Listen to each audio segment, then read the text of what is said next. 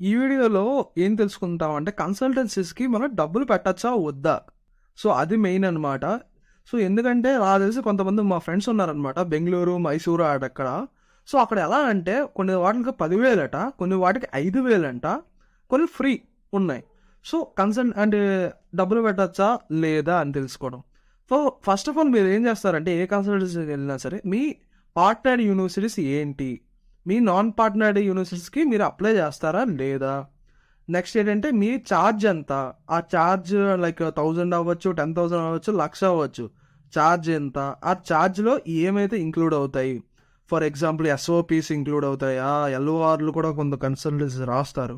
So, LORs కూడా include అవుతాయా? So, next ఏంటంటే ఇంకా ఫర్దర్ ప్రాసెస్ ఉంటాయి కదా! అంటే ఇప్పుడు మనం లెవరేజ్ ఎటు తీసుకున్నాం అనుకోండి, వాళ్ళు అక్కడ రూమ్స్ కానీ, అకామిడేషన్ కానీ బుక్ చేస్తా అన్నారు. మరి నాకైతే తెలియదు. బట్ అలాగా అవుతాయా? నెక్స్ట్ ఐడీపీ వాళ్ళు మనం తీసుకున్నట్టయితే కొరియర్స్ ఏవైనా, ట్రాన్స్క్రిప్ట్స్ ఏమైనా ఒక యూనివర్సిటీకి పంపియాలంటే మేము పంపిస్తామన్నారు. 3,000లో అయితే వాళ్ళ పార్ట్నర్డ్, 6,000 అయితే వాళ్ళ నాన్ పార్ట్నర్డ్ అని అన్నారనమాట. సో, అలాంటివి ఏమైనా ఉన్నాయా? లేవా? అనేది మీరు చెక్ చేసుకోండి అనమాట. సో, ఏది లేదు అంటే అవి ఏ బుక్కు లేదు. జస్ట్ ఓన్లీ అప్లై చేయడం మాత్రమే అంటే ఫ్రీ వాటికెళ్ళిపోండి. ఎందుకంటే ప్రతి కన్సల్టెన్సీకి పార్ట్నర్డ్ అనేవి దాదాపు సేమ్ ఉంటాయన్నమాట. మాక్సిమం మారితే ఒకటో రెండో యూనివర్సిటీస్ మారుతాయి. ఆ ఒకటో రెండో యూనివర్సిటీస్ కోసం 5,000, 10,000 వేస్ట్ కదా! అదే 5,000, 10,000 ఉన్నాయనుకోండి. ఫ్లోరిడాలో అయితే 10,000 ఉన్నాయనుకోండి. ఫ్లోరిడాలో అయితే 3 కాలేజీలు అయిపోతాయి. అదే సి అదే లైక్ మన టెక్సాస్‌లో అయితే 2 కాలేజీలు అయిపోతాయి. ఎందుకు అంత?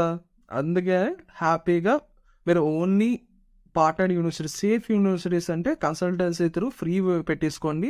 డబ్బులు కనుక్కోండి. నేను ఆల్రెడీ ఇంతకు ముందు వీడియోస్‌లో మెన్షన్ చేసినట్టుగా ఏదైనా కన్సల్టెన్సీ మీరు నాన్ పార్ట్నర్డ్ అప్లై చేస్తారా? లైక్ ఇదే కాస్ట్‌కి అని చెప్పి వాళ్ళకి ఇచ్చేయండి. ఎందుకంటే ఈ కన్సల్టెన్సీ ఫీజు ఉంటాయి కదా 10,000లో ఈ 10,000 ఓన్లీ అప్లై చేయడానికి మాత్రమే.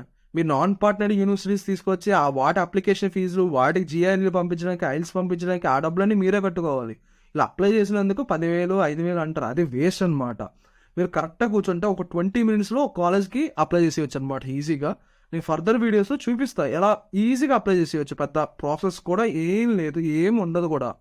అంతే గాయ్స్. Thank you all.